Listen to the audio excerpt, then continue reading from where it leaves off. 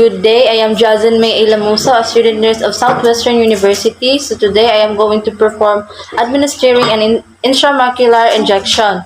The purpose of this is to provide a medication the client requires.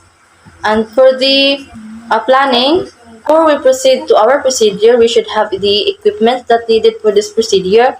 First is we should have the client's MAR or medication administration record. It could be computer printout or handwritten. And next is sterile medication and the syringe and needle for a size appropriate for the amount and type of solution to be administered, and also antiseptic swabs and clean gloves. For the preparation, check the MAR or medication administration record and check the label on the medication carefully against the MAR to make sure that the correct medication is being prepared. Follow the 3 checks of administering the medication and dose. Read the label on the medication. First, when it is taken from the medication card. Second is before withdrawing the medication. And third is after the withdrawing the medication. And lastly, confirm the dose that is correct.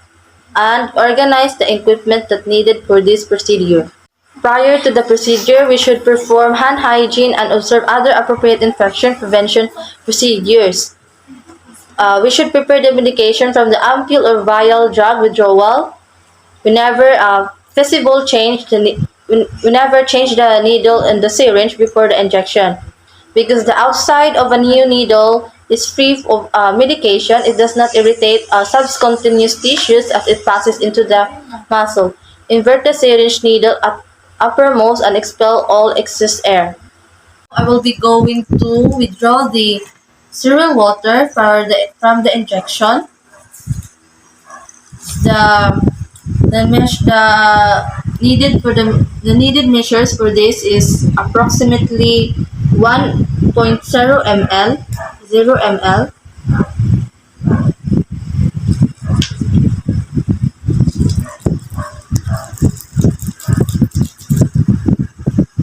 So we're going to inject the needle and measure it 1.0 ml.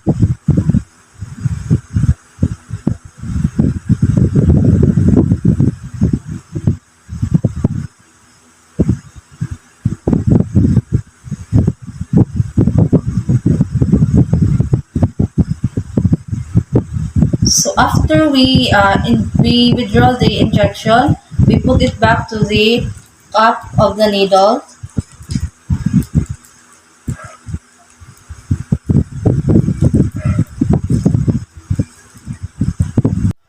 Next is we should provide for the client's privacy, and also we should prepare the client. And prior to performing the procedure, I will introduce myself and verify the client's identity using the agency protocol. This ensures that the right client receives the right medication. The client to a supine or lateral or prone or sitting position depending on the chosen site. If the target muscle is the gluteus medius,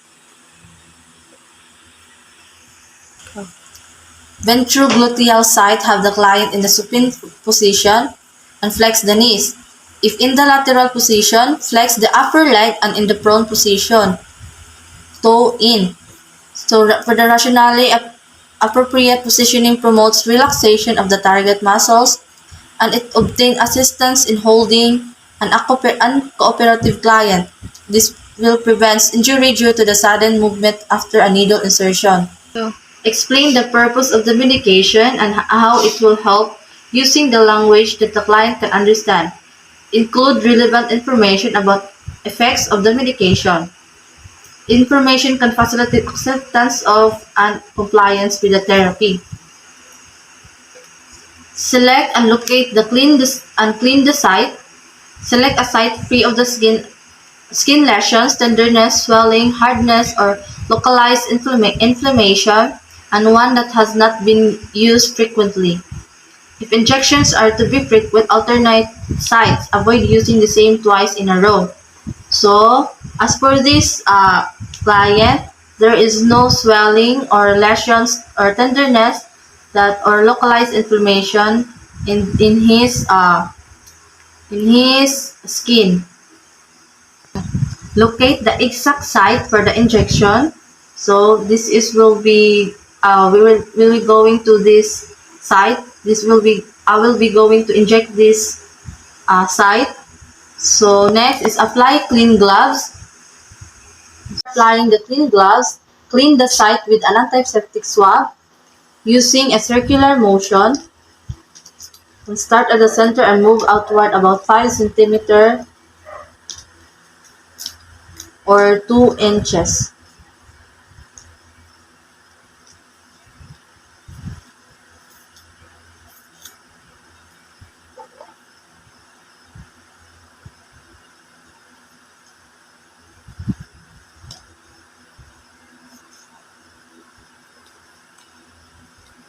Clean the site with antiseptic swab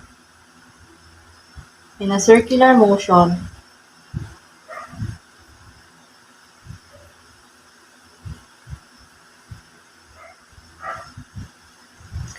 And after that, transfer and hold the swab between the third and fourth fingers of your non-dominant hand in readiness of needle withdrawal, or position the swab on the client's skin above the intended site. Allow skin to dry prior to the injecting medication.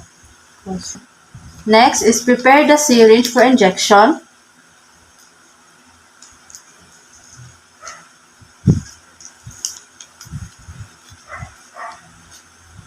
Remove the needle cover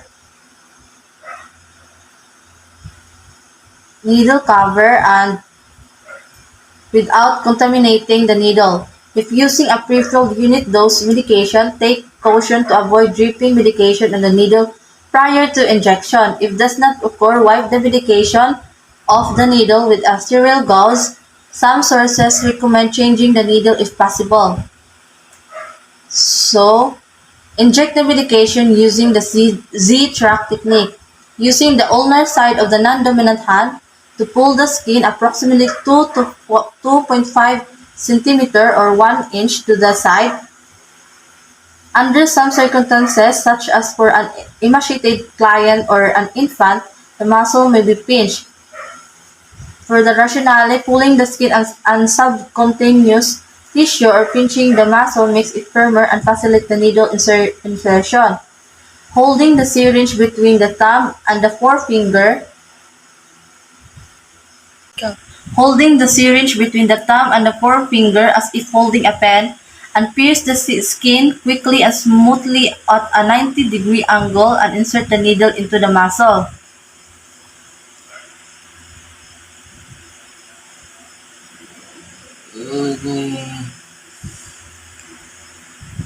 And hold the barrel of the syringe steady with your non-dominant hand and aspirate, pulling back on the plunger with your dominant hand. Aspirate for 5 to 10 seconds.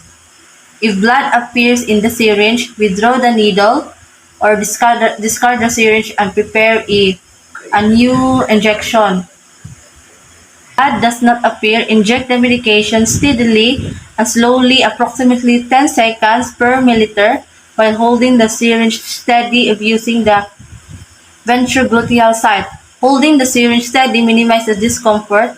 One study found that rapidly injection vaccines without aspirating cause less pain. After injection, wait 10 seconds if using the ventrogluteal site. Withdraw the needle. Withdraw the needle as smoothly at the same angle of exertion. Release the skin.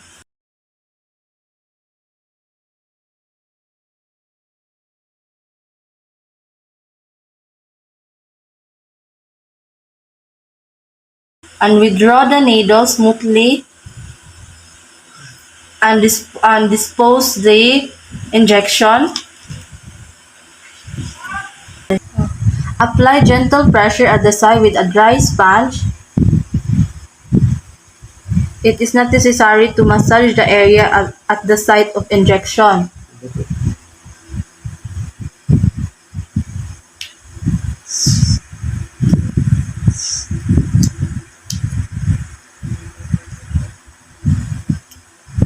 If bleeding occurs, apply pressure with a dry, sterile gauze until it stops.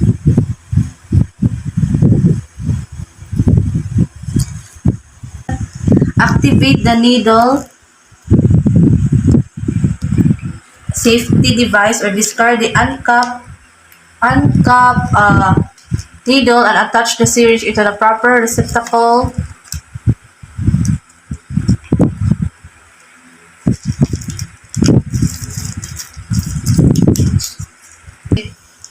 Remove and discard the gloves.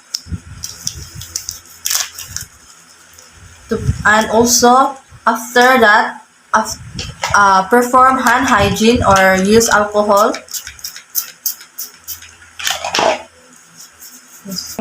After we're doing the administering intramuscular injection, we should document all relevant information, include the time of administration, drug name, dose, and route, and time of and the client's reactions.